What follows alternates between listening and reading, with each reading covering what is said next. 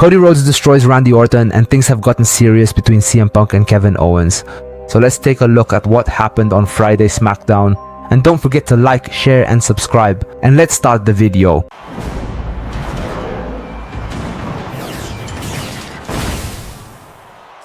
The show begins with an opening segment between Nick Aldis and Chelsea Green, and that she will continue with the title and have a run, but she will be absent from the shows for about a month. And suddenly, just as their segment was about to end, Gunther interrupted them. And here, two questions came to my mind. First, is Gunther coming to ask Chelsea to retire, or is WWE thinking of something else? Because there is no other possibility besides these two. Anyway, as soon as Gunther got into the ring, he said to Chelsea, "Why all this crying you're doing? I don't see any justification for what you're doing. You just climbed the ladder and took the title.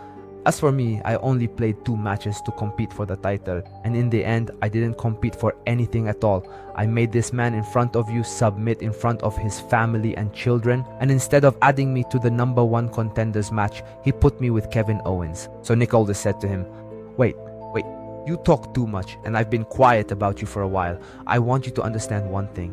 It wasn't Kevin Owens who was added to your #1 contenders match. You were the one added to Kevin Owens' match months before SummerSlam.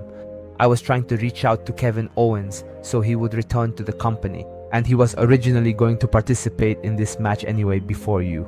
And you, Gunther, are trying to mock Chelsea, saying she won the title just by climbing a ladder. Well, at least she accomplished her mission, whereas you haven't accomplished anything. Then Chelsea spoke and said, "I don't know what you're doing here in the ring with me.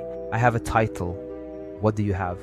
Gunther started smiling and said to her, "Chelsea, the best thing you can do here is shut up." Chelsea looked at him and said, "Are you happy now? Is this what makes you happy? Trying to belittle a woman and exploit her weakness in front of a giant man like you? Is this what you think manhood is?" Suddenly, Matt Cardona came out and said to them, "My wife is a red line." Of course, Gunther, in his usual provocative manner, also started belittling Matt Cardona and said to him, "What do you want here?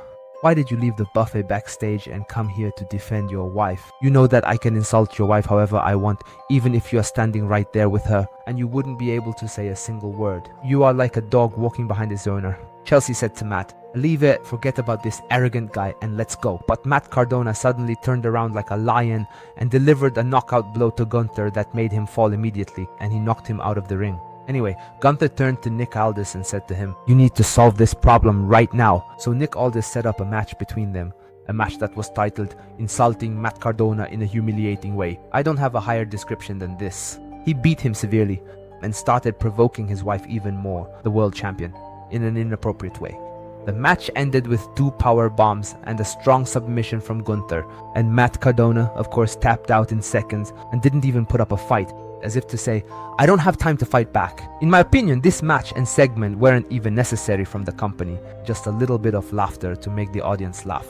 Okay, why is Gunther belittling Chelsea Green and Matt Cardona? Why don't we see a major feud between Gunther and another stronger wrestler? Why these weak storylines from the company? Give me the next one. Now we come to backstage. Cody Rhodes, who met Nick Aldis and said to him, "Where is Randy Orton?" He says to him, "Honestly, I haven't seen Randy today, and I have a nice suggestion.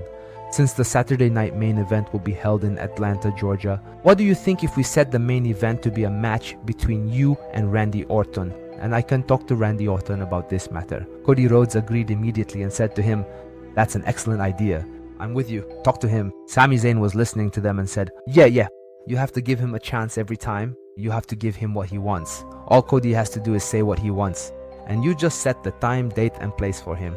And when I asked you for a rematch for the title that was stolen from me, you gave me a #1 contenders match. And you added Gunther, and you added Kevin Owens with me. And you called it a #1 contenders match, which is my right anyway. And in the end, it was stolen from me too. I did everything, and everything was taken from me. Then Sami says to Mr. Cody Rhodes, "I don't have anything to say back to you. But I did something that neither Randy Orton, nor Brock Lesnar, nor Drew McIntyre could do. I managed to pin you in the middle of the ring, and the referee counted to 3. And I took the title from you without any help and without any cheating." Cody Rhodes said to him, "Look, I'm letting it slide. You did what you're talking about only once. But the question here is, can you do it twice?" And he said to Nick Aldis, "You need to set up a match for us tonight, me against him." So Nick Aldis also said to him, "Okay, you and whoever you want, Cody, my dear friend." So Sami Zayn said to him, "Man, my arm is injured, man. How can I wrestle him when I'm not ready? And whatever he wants, you just give it to him? Nick Aldis said to him, yes, whatever he wants, we give it to him. Forget about these things, Sami, but you are my friend.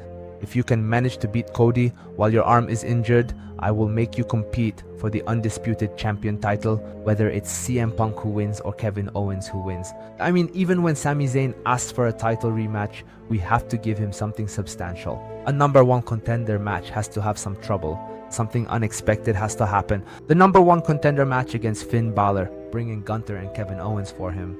I wonder, is the number one contender match against Cody? What are they going to do to you, Sami, my dear? Give me the next one.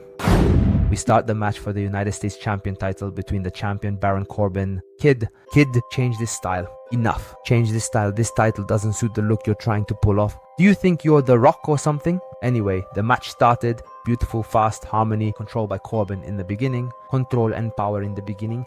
But Carmelo's skill was dangerous. His flying was making Corbin dizzy in the match. His excessive speed and agility were difficult for Baron Corbin to handle. The match is good, but in the end, Corbin was able to take down Carmelo with his finisher and pinned him. And he managed to retain the title. And WWE needs to build feuds. Set up matches. So for that, who do we bring in? We bring in Trick Williams. And since the look of the title hasn't changed yet, so I am sure that the title will return to him quickly, and very quickly. And it wasn't just Trick Williams who returned, but also Lil. I honestly don't know his story with WWE. I don't know what they see in him. Do they see talent in him or what? Well, we accept Logan Paul because he is annoying and obnoxious, but on what basis are we supposed to accept Lil? After he and Trick Williams attacked Corbin, it's clear that we are going to see a meaty feud in the coming days on SmackDown. Give me the next one.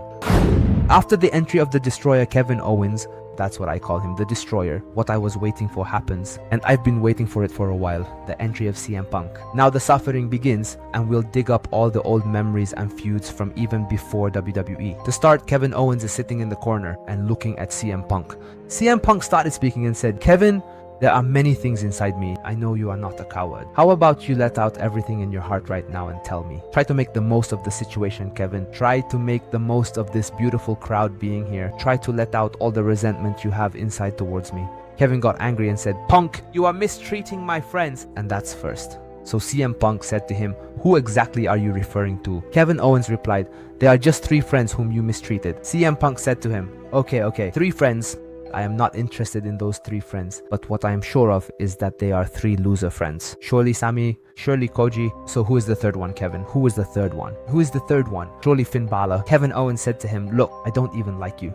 And all the things you're saying, I don't care about. When I'm talking to you, look at me and don't look away. All you do is showboating. You keep showing off in front of people. You are only here for your own benefit. You ruined everything. And honestly, I don't respect people like you. And honestly, let me get away from you. Your breath is very repulsive. If you're coming here wanting to talk about history and titles, well, I was a champion and I main evented WrestleMania and I faced the legend Stone Cold Steve Austin, and that is something you will never be able to do." So he said to him, "Look, Punk, you are someone who only cares about your own interest. You don't care about anyone. Do you remember the beginning of our collaboration in the independent circuit before we joined the WWE? When you stood up to the Federation, do you remember what you said to me? You mistreat everyone, and the result of the mistreatment you are engaging in now is costing you, and it has cost you a lot before, and it is the biggest reason you returned to the WWE. You used to tell me before that I was a fat wrestler and wouldn't be able to achieve anything." So Punk says to him, "Look, maybe everything you said is something you are saying to yourself inside. You are the wrestling champion. I was hoping to face a champion like Obafemi, but I ended up facing a loser like you." So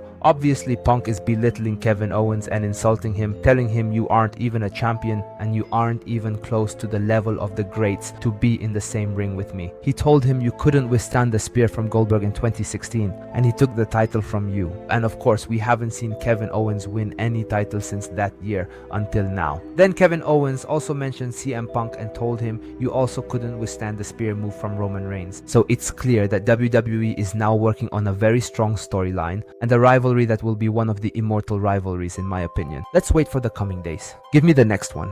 Big showdown between Cody Rhodes and Sami Zayn. Cody makes his entrance and after him Sami Zayn enters And during his entrance, something unexpected happened. Randy Orton enters from behind and attacks Cody with all brutality. Randy Orton executes a DDT, and after that he wanted to perform an RKO, but Cody managed to get away from Randy Orton. And when he wanted to execute his move, Randy managed to poke his fingers into Cody's eyes before he could execute it, and he takes him outside the ring.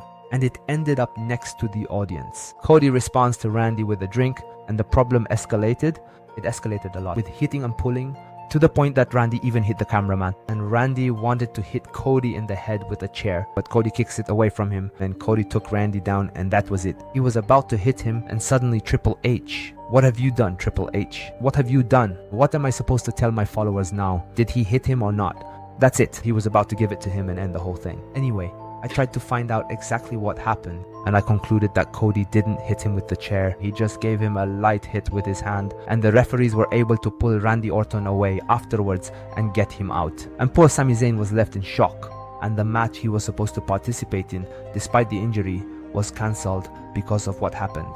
And here we reach the end. See you in another episode, my friends. If you've made it this far, help us out with a like and a subscribe, and a nice comment from you, beautiful person. I see you. Peace out.